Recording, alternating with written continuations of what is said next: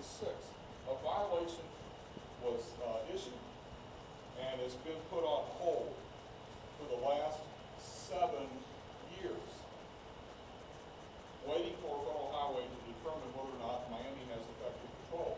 I'm not aware of any DOT in the United States that has put something on hold for 7 years.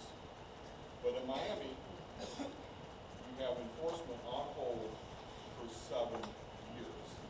And I doubt that the DOT people that will be attending this conference event in Savannah have any idea that in Florida we have enforcement on hold for 7 years. What Federal Highway has said about customary use is it has to be the predominant use. We talk about size and space, the predominant use.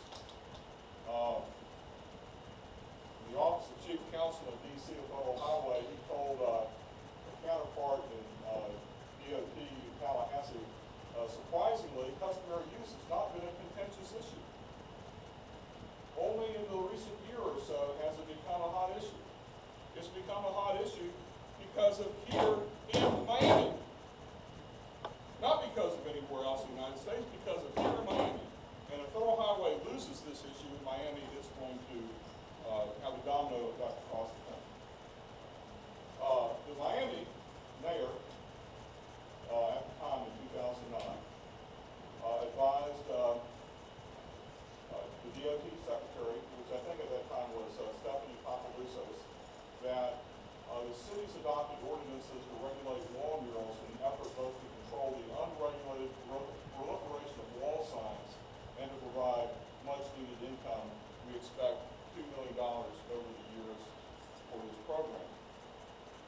I take issue with the word unregulated. Wall murals are billboards. And the argument's been posed by someone on behalf of the city or the industry that, no, wall murals, they're not billboards. They're wall murals. Billboards are billboards. Wall murals are wall murals. They're not the same. Federal Highway ain't buying that, and neither is DOT. Here's an example along the interstate of a loss of effective control. You have a location that's around 9,000 square feet facing the interstate that is not something that was customary in 1972 because, as you all have heard, guess what? That's in the protected area. You couldn't have a billboard in the protected area in 1972. You couldn't have a billboard like the one to the right that is within 1,000 feet of another billboard on the interstate, or the one on the left, or the one that you can't quite see but it's on the side of that building. You can't.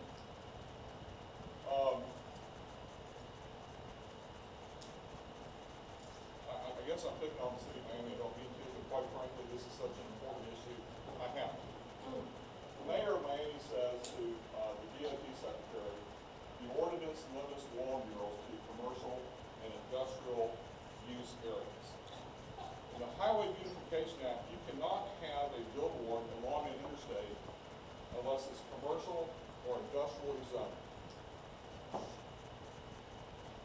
Everybody knows what that building is. Everybody knows whose offices are on the 9th floor, the 8th floor, the 7th floor, the 6th floor. That ain't a commercial zone. It's not an industrial zone. It's a few feet away from the interstate. Is it legal or is it illegal? Illegal. Thank you. Now, I like Heineken's. I was going to have me introduced as, my name was Two Cookie Britain because my dad used to ask me when I was young, do you want a cookie? And I'd ask for twos. He said, you're Two Cookie. When I was in college at UVA, I would always order 2 Heineken's or 2 vodka martinis. I like Heineken's, but I don't like a Heineken billboard on the side of a municipal administration building. Because, as Dusty said, he's not for the city cause or against the city cause. He's for the rule of law. The goal, as expressed to Stephanie Papalousos in 2009, was to help, what they were doing was to help Miami achieve this goal of a beautiful, prosperous, and vibrant place for residents and visitors alike. That's a worthy goal. I support that goal. South Dakota, Los Angeles, California, and all around the country. But that ain't it. That ain't it. That is not a vibrant, prosperous Miami. That is a community and a neighborhood that has been trashed. Those are billboards on walls that have been illegal, and have been illegal since 2006. I'm not sure that ad copy is up right now, but you have a billboard within 600 feet of the interstate. And I know that a lot of the advertising is alcohol and beer, and especially vodka. And I'm not a teetotaler, but that's just not appropriate to have facing a neighborhood. Again, the mayor, I support the mayor's efforts to improve the appearance of the urban core, but this isn't it. That's the urban core. That picture was taken not too long ago. That's actually all Google Earth, I think. That is not an improvement of the urban core, and it's in the buffer protected area. Now, the wall mural issue, billboards on walls, can be seen from the interstate. You know, it can be seen from the interstate within that 600 area. It's not customary use. I'm not going to dwell on this, but other than to say what I wanted to say at the outset, the largest city in South America. Who knows what the largest city in South America is? Sao Paulo. What's another famous city in Brazil? Rio. In 2006 or 2007, I think it was 2006, the mayor of Sao Paulo passed the Clean City Law. What did the Clean City Law do? Billboards. And how many billboards had to come down? 15,000. And was that all the billboards? Yes. All the billboards in the largest city in South America, the 7th largest city in the world, all were removed. You don't hear that much about that in Miami, or the fact there are billboards in Hawaii or Maine or Vermont or in Alaska.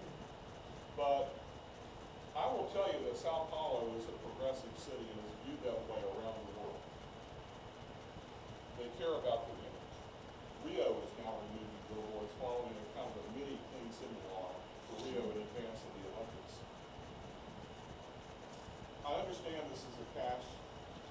There's an opportunity for the city of Miami to make money, but when you decorate iconic buildings with commercial ads, you do not add to the image of Miami as an international city. You actually degrade it. Money is important. My city faces serious financial problems. President Betty can tell you we've got serious financial problems. I'm sure you do in Miami-Dade, and everywhere else. But this is not the way out. This is not the way out. And what you've seen was not a widespread common general practice in 1972. I think I've made that clear, and I think even people that may not agree with where I'm going would have to agree that was not a widespread common and general practice in 1972. That wasn't common widespread practice in 1972. Again, this is within 600 feet of the freeway, the expressway. I think this is Dolphin Expressway. Those of you who live in Miami, you know, you're familiar with this. You know, the state federal agreement said it can't be wider, you know, longer than 60 feet, and it can't be higher than 30 feet. And it can't be greater in size than 1,200 square feet. And it can't, I'm sorry, that violates all of those, and you can't quite see it yet, but there are two other billboards. One's a billboard on a wall that are within 1,000 feet of that building.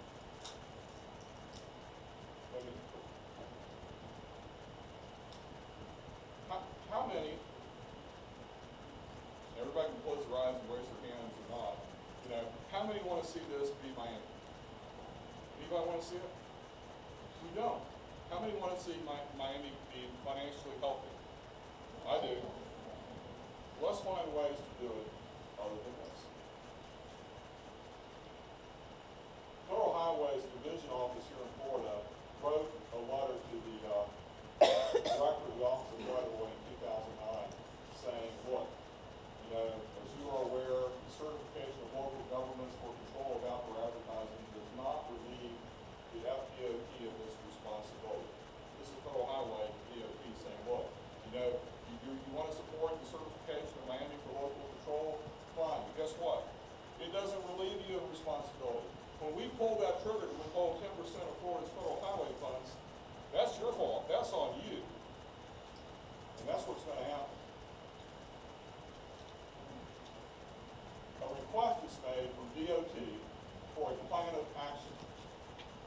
demonstrating effective control. I remember October 2009 real well, because that's when I'm trying to get information of how in the hell do those trees get cut down in the panhandle, and I'm getting stonewalled.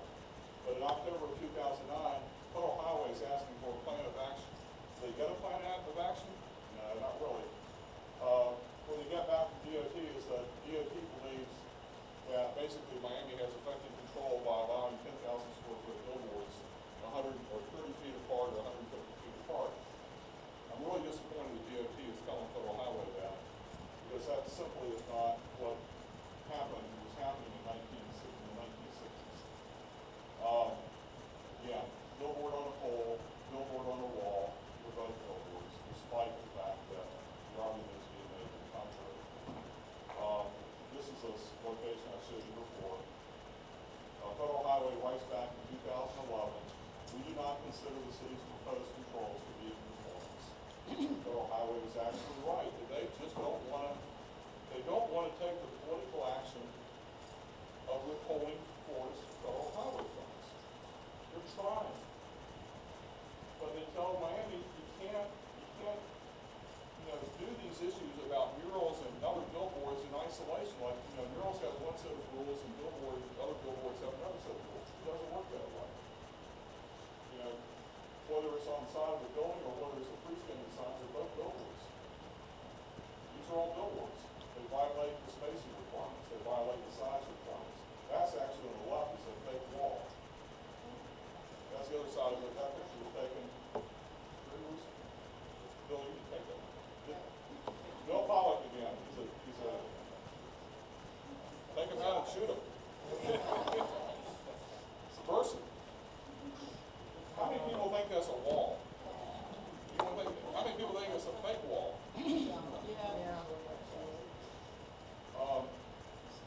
This is Biscayne Boulevard, US 1. I'm sorry. Same issue. It violates the size of spacing. So, Federal Highway is telling DOT that this is an anthropoid now in 2011. It cannot be said that such use was customary. Now this mural billboard is no longer there, and I think the building owner, and I'd like to know a bit more of the history. This is not one of the approved locations. I'm assuming the building owner decided this is really not what we want for our building. Probably for a whole bunch of reasons. And they should be Bill and Peter and Barbara and whoever else is here. The owner of that building should get an award for not proceeding with this type of advertising any longer, because it was not, I don't know how much money was involved, but it's not doing things for my business. Seen this before. This is the fake wall over here to the left. Again, we have a spacing problem as well as a size problem.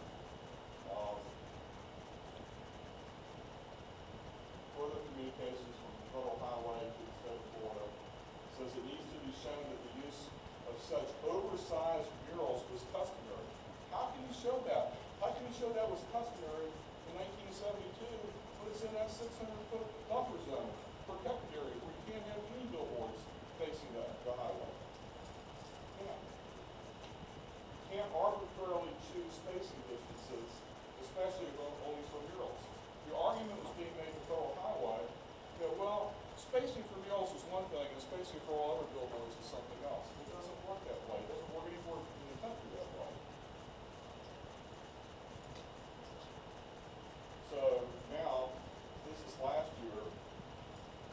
Sometimes you have to pay thousands of dollars to do public records requests to find out what's going on. That's how the grand jury investigation happened, because we spent thousands of dollars public records requests, including coming out of Hawaii that they didn't know who was asking, they didn't know why we were asking, somebody was asking for information.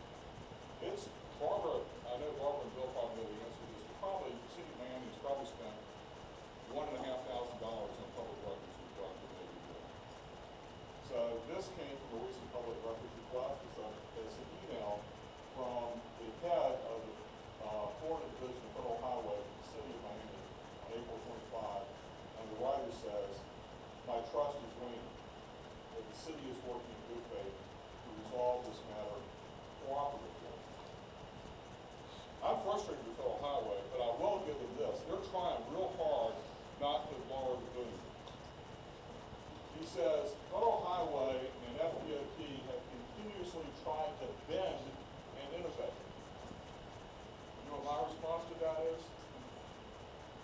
Stop bending.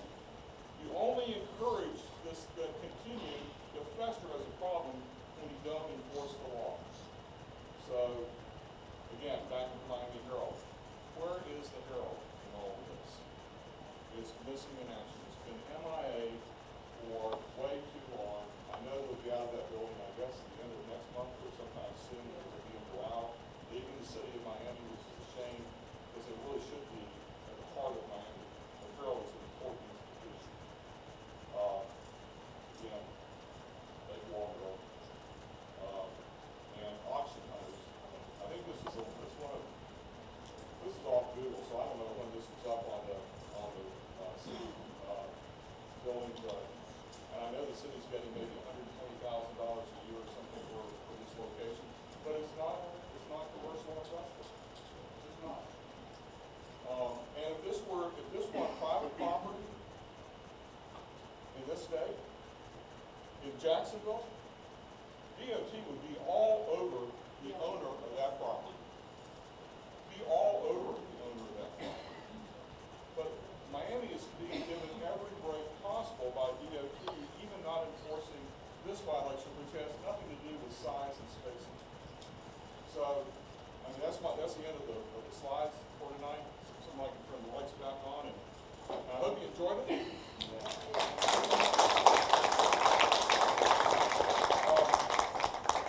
I've kind of wrapped up with how we got to where we are, and I want to talk a little bit about where we go from here. I want to try to lead a discussion about your thoughts about what we do, and I'll give you some ideas and thoughts on my part. But we got here because of lack of enforcement. That was pretty clear. Lack of knowledge. I dare say that, is there anybody here that didn't learn something tonight?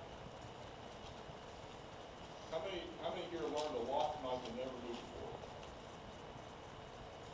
And I would think that's probably true for some of the people that are associated with local government, is that some of this you know, and some of it maybe you didn't know. I love Miami. I love Miami-Dade. I love my state of Florida. I believe in the state constitution that it shall be the policy of the state of Florida to conserve and protect its communities. We need to find a way to move forward. So,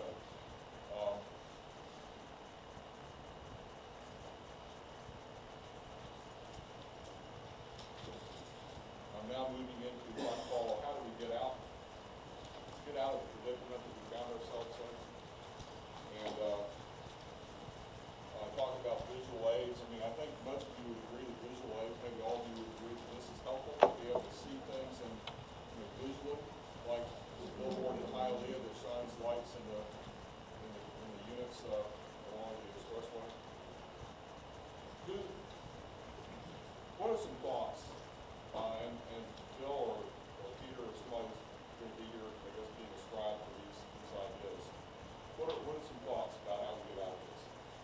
Sure, tomorrow the city commission meeting will oppose because we want it. Okay, showing up at public meetings to oppose bad policy, and I would say when you oppose bad policy, also propose good policies. Provide. Ma'am?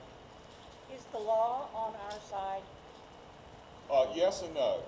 There is some law on your side that has not been enforced or has not been perhaps understood by the enforcement agencies. In some cases, the law is not on your side because of the power of the outdoor advertising industry in Tallahassee. We're trying to always, make changes, positive. But since 1984, by and large, the Florida legislature has been peeling back control of outdoor advertising and has been restricting the ability of local governments to exercise their authority. Everybody in this room tonight, whether you're with local government or not, would agree, don't hamstring us with laws coming out of Tallahassee that mandate us or prevent us from doing things that we want to do to improve our communities. The big example is the loss of amortization for local roadways. Yes, ma'am. In my own town, we have county code as well, and all of these violate county code. Well, they don't, as of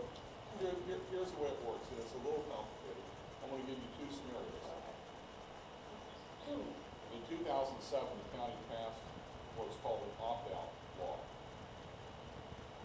that allows local governments like the city of Miami to opt out of the stricter control that has been in effect since 1963.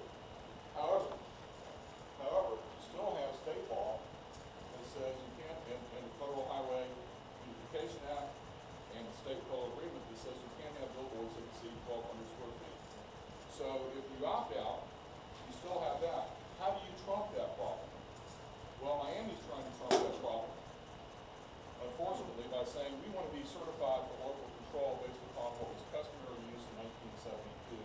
And by the way, billboards that are 10,000 square feet in size were customary use.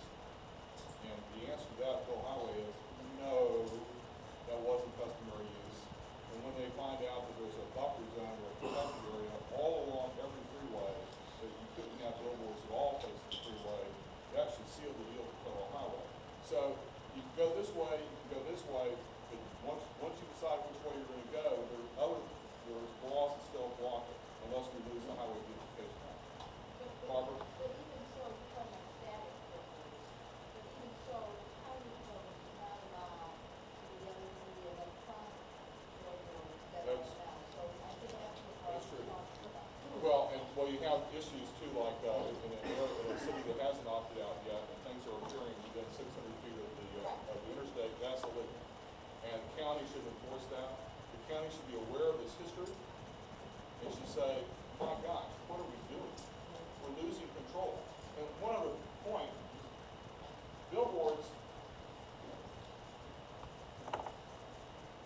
you require the removal of a billboard, say, for public improvement. Does the billboard company say, oh, I want to be reimbursed for what I paid to erect that billboard? I want to be paid for, I want to be paid for what's called a gross income multiplier, which is like how to be like really greedy by saying, I'm about to be paid 72 to 80 times the monthly income, gross income, that billboard makes. And so in St. Paul, Minnesota, there's a billboard that was erected for the cost of $500,000. Digital billboard, downtown, you see the St. Paul, Minneapolis, downtown. When that billboard had to be removed for a public improvement, the billboard company wanted to be paid $5 million. Oh. So when you permit these things under our current permitting system, it isn't like an annual permitting system where it doesn't have a condition that we have to renew the billboard because of a public improvement. You can only get the cost of what you paid to erect it. We don't do that. We're not smart enough in Tallahassee. We're not smart enough at the local government level to have conditions that have permits. So once you get one of these things up, and there's been a study that said, billboards, these modern steel structures can last for 40 to 70 years. You've got kind of like a financial accident waiting to happen, and you can never, unless you're willing to fight over the valuation. I mean, I can fight those and win, but a lot of local governments, most local governments, almost all local governments still want to have that fight because they don't want to take a chance of an adverse outcome. This sort of. Well, just to follow on the opt-out, county code allowing cities to opt out of condition that would have to force accountability. You have to have, not accountable, you have to have regulations, but it doesn't decide what those are. Right. The city of Miami has opt-out. City of Miami is, that's my knowledge, is opted out. The county has allowed that. Now, if I were the county, well, two things I would do if I were the county. I would say, why is the city getting all this money? Because this is all driven by money, right? Why is the city getting, and I understand it's probably good for the city to get money, but if I'm the county and I'm allowing opt-out, well, why am I doing that? What am I getting out of all this? So there's that question. Here's another issue about money, which I haven't brought up yet, but for those lawyers like, that are specialists in the First Amendment, and I probably participated in it. In fact, I argued in support of the city of Miami at the 11th Circuit in 2006, 2004. The city of Miami's lawyers, great lawyers, Carol Licco and Parker Post, top-notch lawyers, ceded part of their time at the 11th Circuit to Scenic America and Scenic Florida to argue in support of the city of the city of Miami against an attack on the constitutionality of the entire ordinance by CPS Outdoor, then known as National Advertising Company. So I have some time vested, pro bono time, in support of the city of Miami at the U.S. Appellate Court to uphold the city of Miami in connection with the First Amendment challenge. Signs are speech. They're protected by the First Amendment. There are certain things you can't do in regulating signs. There are certain things you can do. What supports regulating free speech, including commercial speech, is aesthetics and traffic safety.